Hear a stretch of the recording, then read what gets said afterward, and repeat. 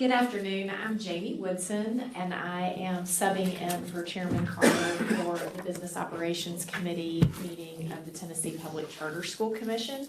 I'd like to welcome everybody here and thank the folks on campus and everyone who's made this visit to Hamilton County so productive so far, and it's going to become even more as we learn together. So first we'll start with the roll call. If you call the roll, please. Commissioner Smith? Here. Commissioner Woodson? Here. And Chair Carter is absent. Madam Chair, you have a quorum. Thank you. We'll now go to the agenda and review the agenda. We have Executive Director will be giving us an update on operations. We have budget updates, and we'll have any closing discussion that members want to entertain. If everybody's comfortable with the agenda, Motion to approve. Chair will second. Any discussion? All those in favor say aye. Aye. Aye. Opposed, no. You approve. We'll now move to the approval of the prior minutes. They're in your packet. Motion to approve minutes as presented. Motion to approve. Thank you, Commissioner Smith. Second by myself, the chair. Any discussion? All those in favor say aye. Aye. Opposed, no. You adopt. We'll now move into a presentation from our Executive Director, Tess Stovall. Tess, thank you for everything you and the team have done to prepare for today. We look forward to hearing your updates. Thank you so much. A few quick updates for the Business Operations Committee. So first, we were approved for an additional position in FY25 by the General Assembly. So unfortunately, Senator Gardner has left, but thank you, General Assembly, for recognizing our needs. What that means is that we were able to hire an English Learner Program Coordinator, John Boyer, who started on July 15th.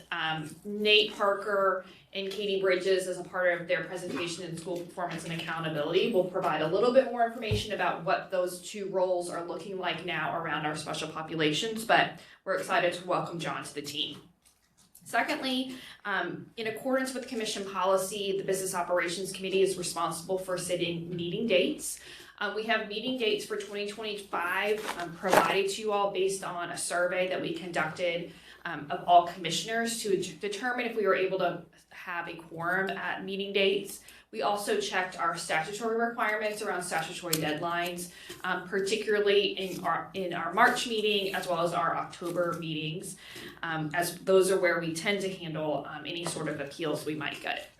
I do want to note that we are going to be surveying the commissioners one more time for an October 2025 meeting date after this meeting.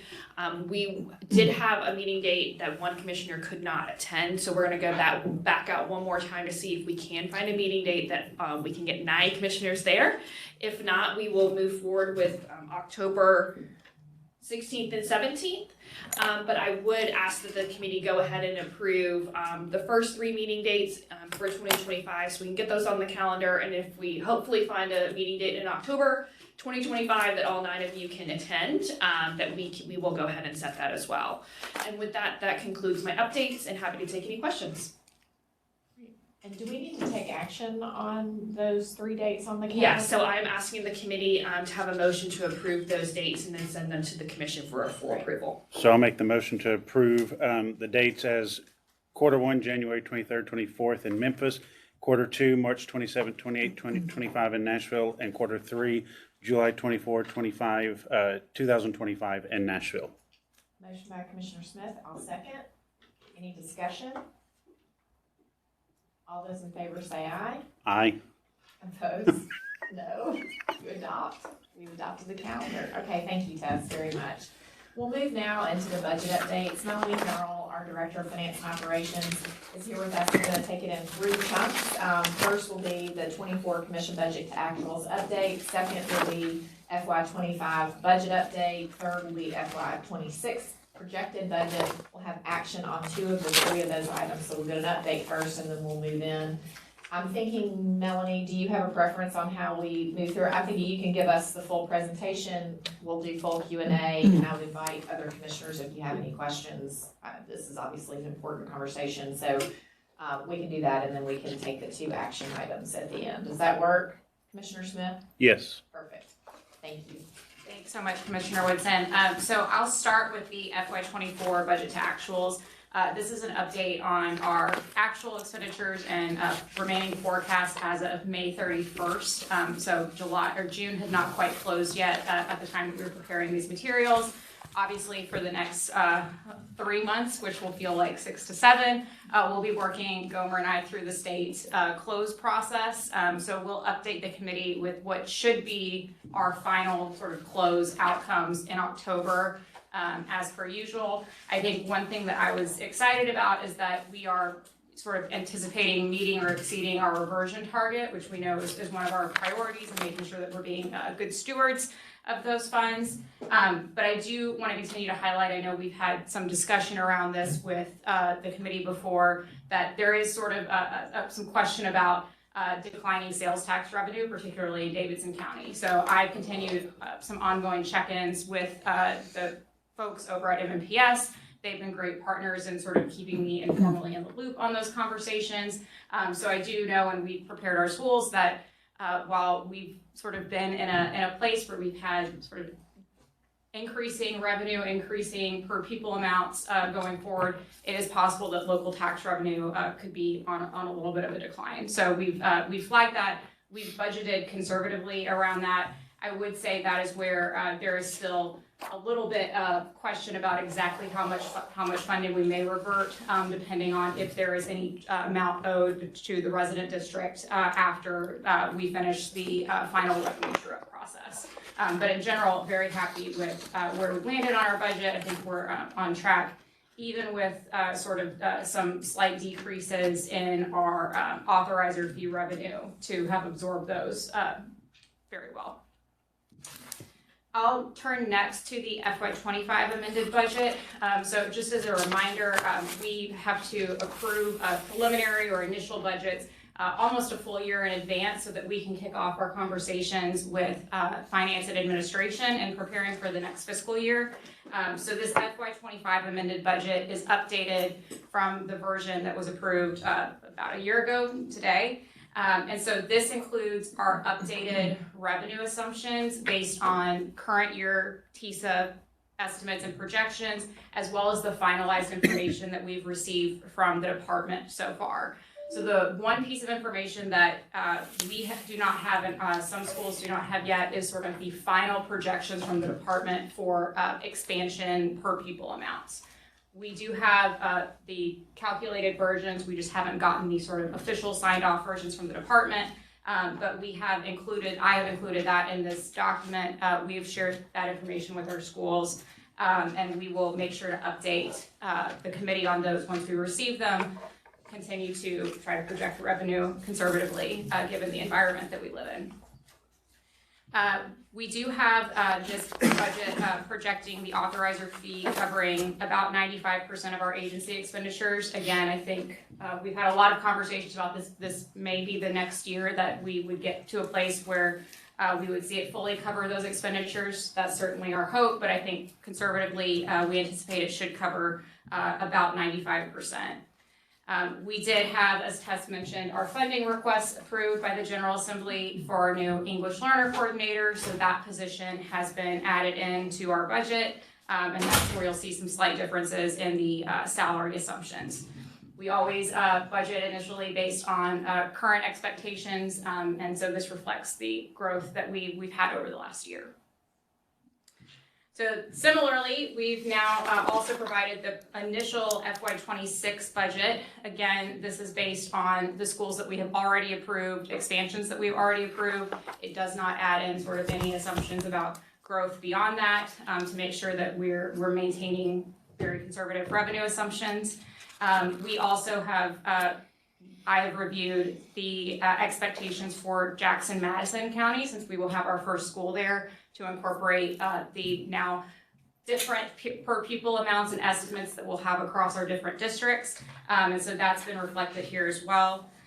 The assumptions here around staffing are static. I do think as we get into our appeals cycle this year, we may, as always, evaluate our growth and see if we should engage in additional conversations with finance and administration about if we want to request any additional positions. And we will update the committee on those conversations and our intentions for any requests for the next General Assembly at our October meeting as well. So I know it's a lot. Happy to take any questions about FY24, FY25, or FY26. Thank you, Melanie. Any questions? Oh, don't you know? First of all, great job on this one. Just looking at it, I'm very encouraged, just looking at this, that, next year, the reversion is about 90% of the state funds, and then well over 100% with about almost $300,000 surplus that we could actually start looking at some of the things we've been wanting to do going into the next year. Only question I really have is, as we look at the 26, and again, this goes to, as we continue to become a larger and larger LEA, with 8,000 students, where does that put us in ranking amongst the 141 school systems in the state? Or 112? Nate and I had this conversation a couple of weeks ago, and I think that puts us really close to the top 25. I want to say at that point, I think if you crack about 10,000, you're looking at top 20. Those between 25 and 30, I believe, with 8,000 students. I would also say that the numbers that we have on budgets is budgeted enrollment, so that's K-12 because that's all that there is state funding for. So our actual enrollment is about 300 to 400 students more than that because of our pre-K programs at some of our schools. So we will have a slightly higher enrollment, even though that's unfortunately not funded enrollment in terms of our budget.